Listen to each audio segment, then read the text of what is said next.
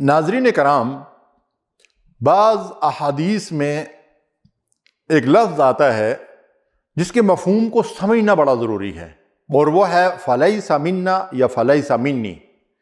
جیسے ایک حدیث مبارکہ فمن رغب عن سنتی فلیس منی، جس نے میری سنت اور میرے طریقے سے انحراف کیا، اس کو چھوڑ کر دوسرے راستے اختیار کیے، یعنی عقیدے کا معاملہ ہو، عبادات کا ہو، اخلاقیات کا ہو، معاملات کا ہو، فرمایا رسول اللہ صلی اللہ علیہ وسلم نے کہ جو میرا طرز عمل ہے اس کو چھوڑ کر کسی نے اور کوئی راستہ اگر اختیار کیا ہے تو وہ ہم میں سے نہیں۔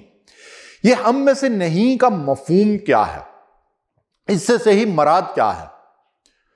تو امام ابن حجر اور علامہ عبد الرحمن مبارک پوری فرماتے ہیں کہ رسول اللہ صلی اللہ علیہ وسلم کی اس سے مراد یہ ہے کہ یعنی وہ شخص ہماری سنت اور ہمارے طریقے پر نہیں ہے۔ بعض اہل علم کہتے ہیں کہ اس سے مراد یہ ہے کہ وہ ہمارے مکمل دین پر نہیں ہے۔ اب رسول اللہ صلی اللہ علیہ وسلم نے جو دین دیا ہے وہ کامل اور مکمل نظام حیات اور طریقہ زندگی ہے، تو اس سے مراد یہ ہے کہ جو رسول اللہ صلی اللہ علیہ وسلم کی سنت کو چھوڑنے والا ہے وہ اس دین اور اس طریقے کے اوپر نہیں ہے۔ لیکن اس میں حضرت امام سفیان ثوری رحمۃ اللہ علیہ کی جو رائے ہے وہ بڑی مدلل ہے۔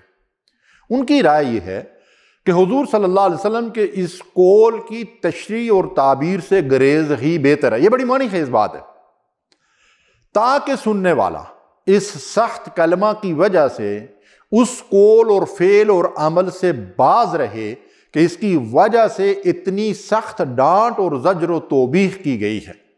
ناظرین، ایک مثال سے اس بات کو سمجھنے کی کوشش کیجئے۔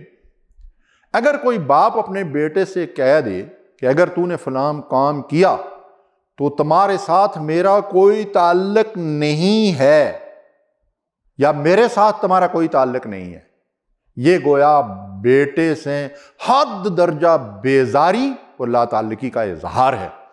تو وہ اگر خوش بخت اور نیک بیٹا ہوگا تو وہ تو زمین میں گڑ جائے گا یہ بات سنتے ہی۔